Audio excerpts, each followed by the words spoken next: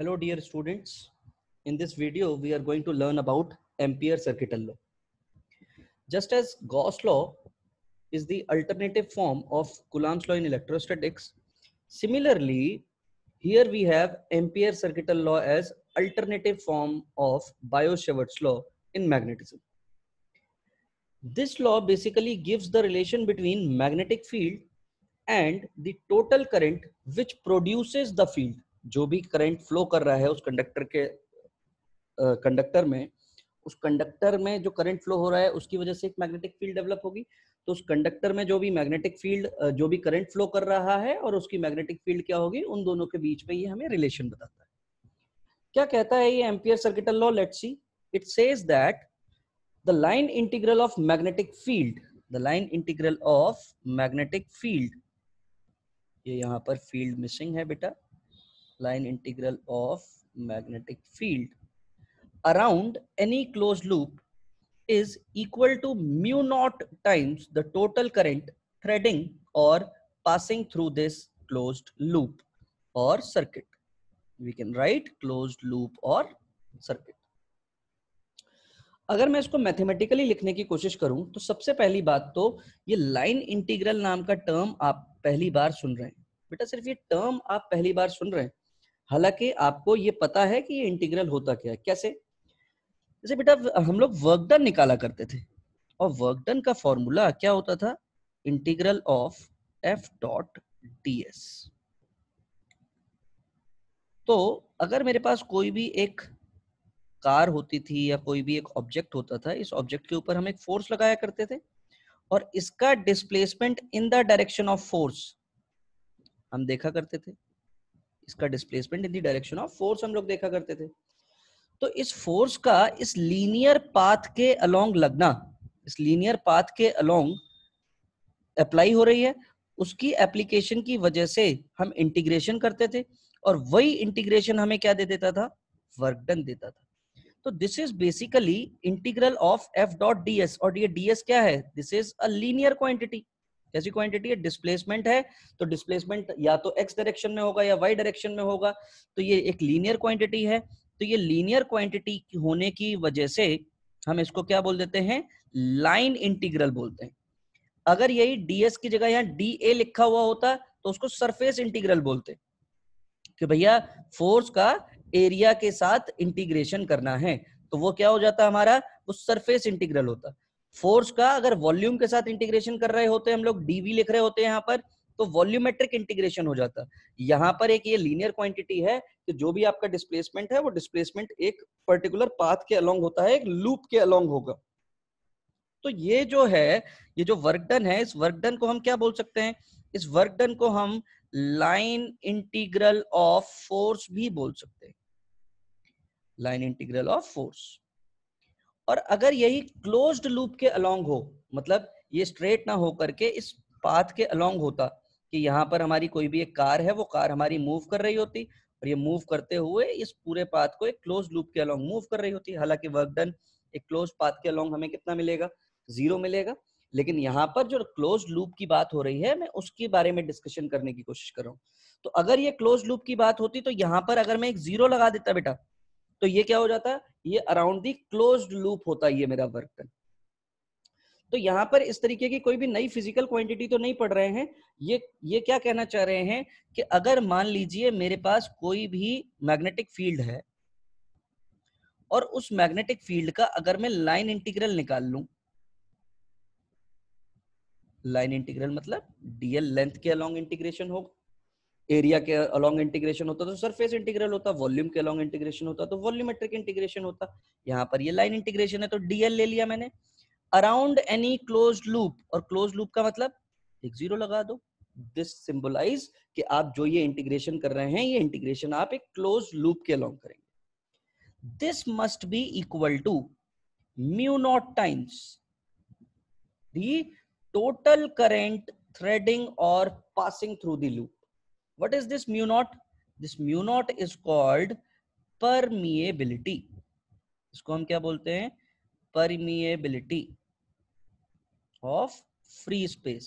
कोई दूसरा स्पेस होता तो म्यू आ रही होती वैल्यू, कोई मीडियम में अगर प्लेस होगा वो कंडक्टर तो म्यू लिख रहे होंगे हम लोग। अब यहां पर अगर मान लीजिए मुझे कोई भी एक कंडक्टर दिया है, तो इस कंडक्टर की मुझे सपोज मैग्नेटिक फील्ड निकालनी है किसी भी एक पर्टिकुलर पॉइंट P पर। इस पर्टिकुलर पॉइंट अगर P पर मुझे मैग्नेटिक फील्ड निकालनी है, तो सबसे पहली इंपॉर्टेंट बात, जैसे हमारा गॉस लॉ जो यूज होता था, वो गॉस लॉ हम तभी यूज कर सकते हैं जब हमारा चार्ज क्या होगा, एक क्लोज्ड सरफेस के अंदर बंद होगा। इन द सेम वे हम एम्पियर सर्किटल लॉ तभी अप्लाई कर सकते हैं जब हम उस लूप को कैसा करें, हम उस कंडक्टर को क्या करें, एक क्लोज्ड लूप के अंदर बंद करें। तो हमने यहाँ पर क्या काम किया, हमने यहाँ पर इस कंडक्टर को एक क्लोज्ड लूप में बंद कर दिया। मतलब गॉस थ्योरम में हम चार्ज को एक जेल के अंदर बंद करते थे। जेल के अंदर बंद करने का मतलब कहीं से भी कोई रास्ता नहीं है बाहर निकलने का, ना ऊपर से, ना नीचे से, ना साइड से, कहीं से भी निकलने का कोई रास्ता नहीं। यहाँ पर लूप का मतलब है लक्ष्मण रेखा, कि भैया कोई भी एक बंदा है, एक कंडक्टर है जो बिल्कुल बीच में है, और उसके अलोंग आपने एक क्लोज्ड लूप बना दी। ये जरूरी नहीं है कि हर जगह पर आपकी लूप जो हो वो सर्कुलर हो, वो लूप आपकी डिफरेंट भी हो सकती है। That we'll see in the application of this ampere circuital law. तो सिंपल सी बात ये कि अगर मुझे यहां पर r डिस्टेंस पर अगर मुझे मैग्नेटिक फील्ड निकालनी है इस स्ट्रेट कंडक्टर, इस करंट कैरिंग कंडक्टर की वजह से, तो क्या करना पड़ेगा, देखो इसका जो भी इंटीग्रेशन होगा वो इंटीग्रेशन 2 पाई r होगा इस लेंथ के अलोंग। यहां पर ये जो dl है, most important, this dl, this sorry, this is a close loop, and this close loop is called as, ये हमने अपने आप से बनाई है, this is the imaginary loop, imaginary loop, and this loop is called as Amperian loop. Amperian loop. यहां पर ये जो dl element है, this dl element is basically the element of Amperian loop. जो भी आप Amperian loop assume करेंगे, Amperian loop select करेंगे, उसी Amperian loop का ये element है, कौन, dl। तो यहां पर ये क्या लिखा हुआ है, ये लिखा हुआ है बेटा B डॉट dl लिखा है। तो अगर ये B डॉट dl लिखा है तो इसका क्या मतलब हो गया, B dl डॉट dl है, यानी कि cos theta is equal to mu naught I.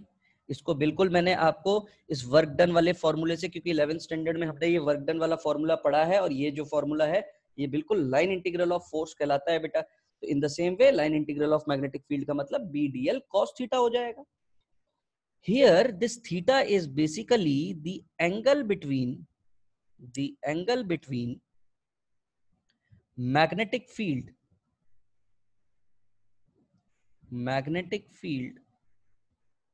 and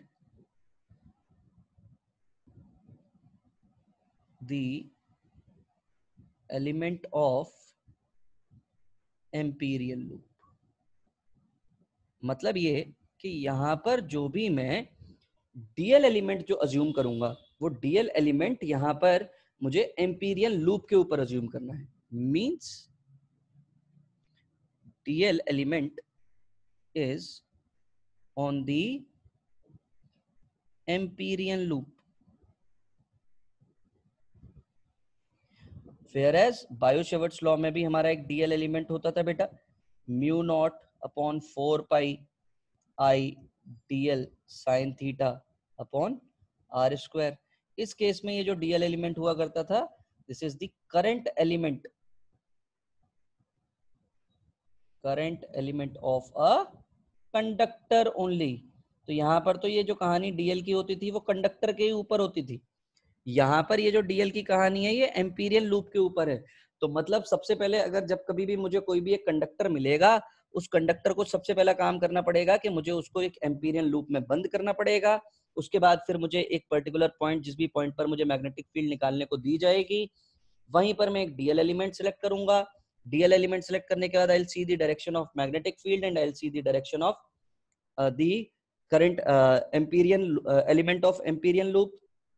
फिर मैं एंगल निकालूंगा, और एंगल निकालकर मैं इस फॉर्मूले को अप्लाई कर रहा हूँ। तो सिंपल सी बात, स्टेप्स देख लेते हैं हम लोग कि what are the steps which we have to follow. Steps number 1, first step क्या होगा, close the conductor, current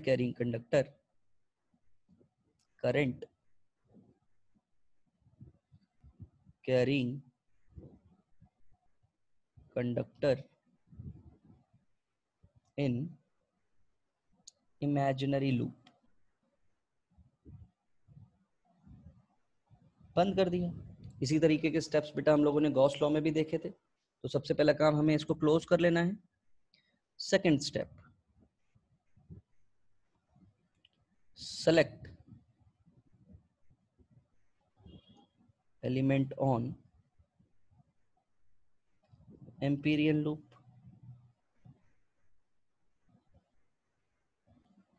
Third, identify the direction of magnetic field. Magnetic field, और वो तो हम सीधे सीधे भले ही हम उसका मैग्नीट्यूड ना निकाल पाए, बट डायरेक्शन तो हम बहुत ही आसानी से निकाल सकते हैं कि अगर ये कोई भी एक कंडक्टर है, यहाँ पर अगर करंट है तो अपने राइट हैंड का थंब यहाँ पर प्लेस किया, सारी की सारी फिंगर्स उस पॉइंट की तरफ प्लेस करते थे बेटा, तो हमें डायरेक्शन पता चल जाती थी कि इनवर्ड होगी या आउटवर्ड होगी। तो उसी के अकॉर्डिंग कोई भी अगर स्ट्रेट कंडक्टर होता है तो हमें पता है वहां पर जो मैग्नेटिक फील्ड लाइंस बनेंगी वो मैग्नेटिक फील्ड लाइंस कैसी बनती थी, हमारी सर्कुलर बना करती थी। तो हमें आइडेंटिफाई कर लेंगे हम लोग कि जो भी हमारी मैग्नेटिक फील्ड की डायरेक्शन होगी। Fourth point, identify the angle between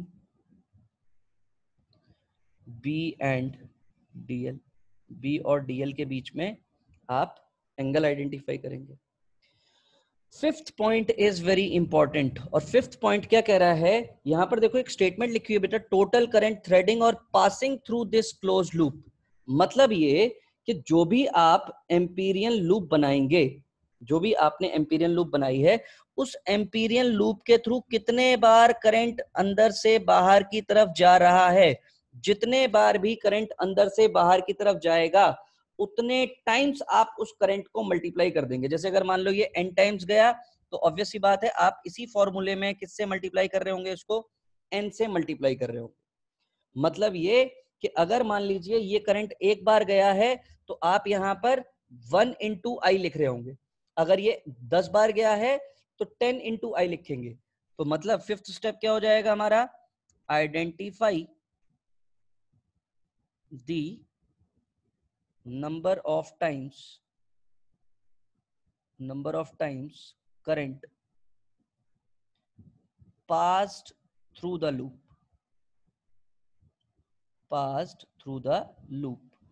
जैसे फॉर एग्जांपल हम सब लोग बेटा मॉल जाते हैं, तो एक मॉल का एक गेट होता है, उस गेट के अंदर सपोज अगर काउंट एक मीटर लगा दिया जाए, एक काउंटिंग मीटर लगा दिया जाए कि जो भी इस गेट को क्रॉस करेगा, इसका मतलब ये है वो बंदा एक बार घुस गया इसके अंदर।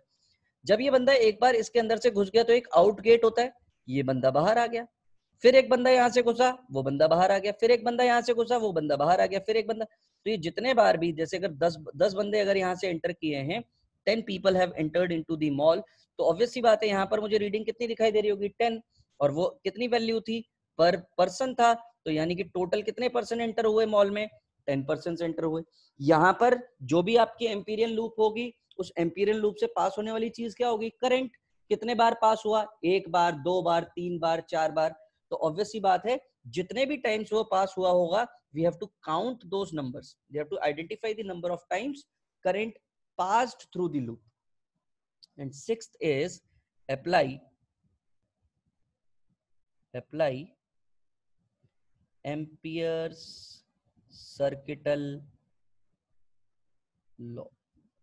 फिर सीधे हम क्या अप्लाई कर देंगे बेटा, फॉर्मूला अप्लाई कर देंगे, और उससे अपने को क्या मिल जाएगी, मैग्नेटिक फील्ड मिल जाएगी। तो सबसे पहले हम लोग बिल्कुल सिंपल एप्लीकेशन आइडेंटिफाई करते हैं कि भैया सबसे सिंपल एप्लीकेशन क्या है हमारे एम्पियर्स सर्किटल लॉ की, और यही सारे के सारे स्टेप्स हम लोग अप्लाई करके देखेंगे।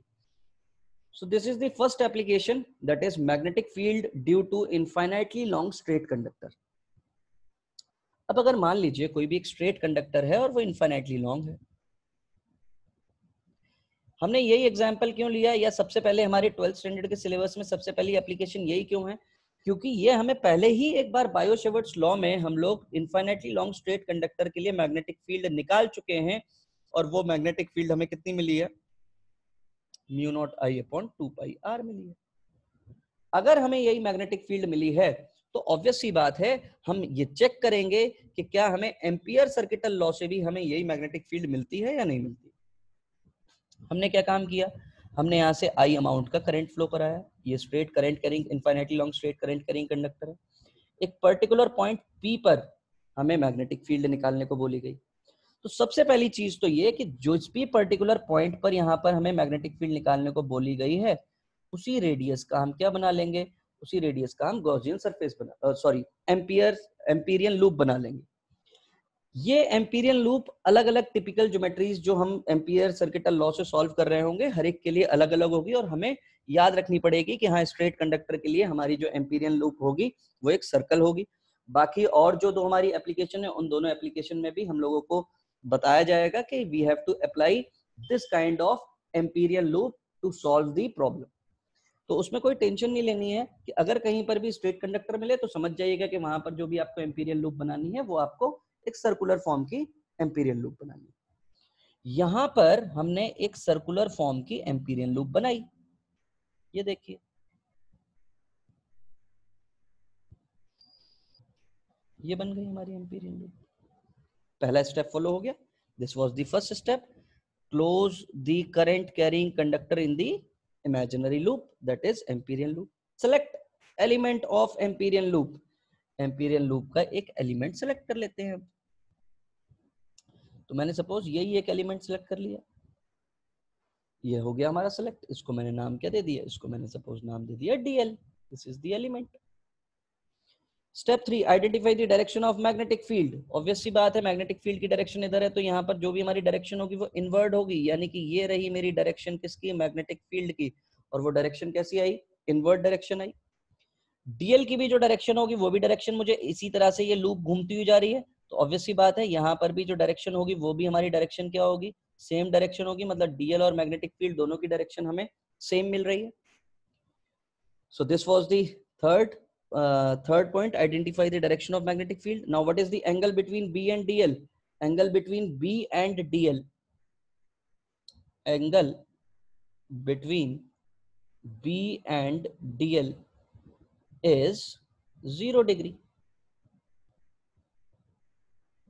0 डिग्री है। और जब ये एंगल 0 डिग्री हो गया तो ऑब्वियस सी बात है हमें क्या निकालनी है, मैग्नेटिक फील्ड निकालनी है। तो मैग्नेटिक फील्ड की जो डायरेक्शन, उसके बाद जो हमारा आखिरी, उसके बाद फिर हमें क्या चेक करना है, उसके बाद हमें चेक करना है number of times the current passing through the loop. How many times the current is passing, 1 time. तो ऑब्वियस सी बात है कि मुझे आई की जगह पर जो मेरा फॉर्मूला है line integral of B D L is equal to mu naught I, यहां पर मुझे आई की जगह पर आई ही लिखना पड़ेगा क्योंकि एक ही बार करंट थ्रेड हुआ है। Now apply the formula. तो बी तो मुझे निकालना है और अगर बी मुझे निकालना है तो लाइन इंटीग्रल डीएल, डीएल का इंटीग्रेशन करना पड़ेगा और कॉस थीटा भी है यहाँ पर, तो कॉस तो 0 डिग्री है, is equal to mu naught I लिख पाऊंगा मैं। So B will be DL cos 0 1, DL का इंटीग्रेशन हो जाएगा एल, और लिमिट जो इसकी लग रही होगी वो 0 से कितनी लग रही होगी, 2 पाई आर में पूरी की पूरी लूप कवर हो जाएगी। तो ऑब्वियस सी बात है 0 से लेकर 2 पाई आर तक मुझे इंटीग्रेशन करना पड़ेगा and this will be equal to mu naught I. So B into 2 pi r minus 0 is equal to mu naught I. So B into 2 pi R is equal to mu naught I. So B will be equal to mu naught I upon 2 pi R. This will be the magnetic field due to a infinitely long straight conductor. So this proves the magnetic field due to infinitely long straight conductor, and we already know कि ये formula हम लोगों ने bio-Savart's law से भी यही derive किया था और एम्पियर सर्किटल लॉ से भी हमें यही फॉर्मूला मिल रहा है। दैट मीन्स कि दिस फॉर्मूला इज वैलिड। और एक और इम्पॉर्टेंट बात जो एम्पियर सर्किटल लॉ की है, ये Ampere circuital law is integral B dot D L cos theta that is mu naught I यहाँ पर सिर्फ और सिर्फ एम्पीरियल लूप को हमें आइडेंटिफाई याद रखना है कि स्ट्रेट कंडक्टर के लिए कैसी होगी, और आगे जो भी हम और एप्लीकेशंस पढ़ेंगे वहां पर एम्पीरियल लूप किस तरीके की बनेगी। एक बार एम्पीरियल लूप आइडेंटिफाई कर लेंगे तो उसके बाद सिंपल सी बात, we have to follow these 5 steps, 6 steps basically. इन 6 के 6 स्टेप्स को अगर मैं फॉलो करूंगा, ऑब्वियस सी बात है मैं एम्पियर सर्किटल लॉ अप्लाई कर पाऊंगा और उससे magnetic field of typical geometries identify कर पाऊंगा। सो आज के लिए इस वीडियो में इतना ही। Thank you so much.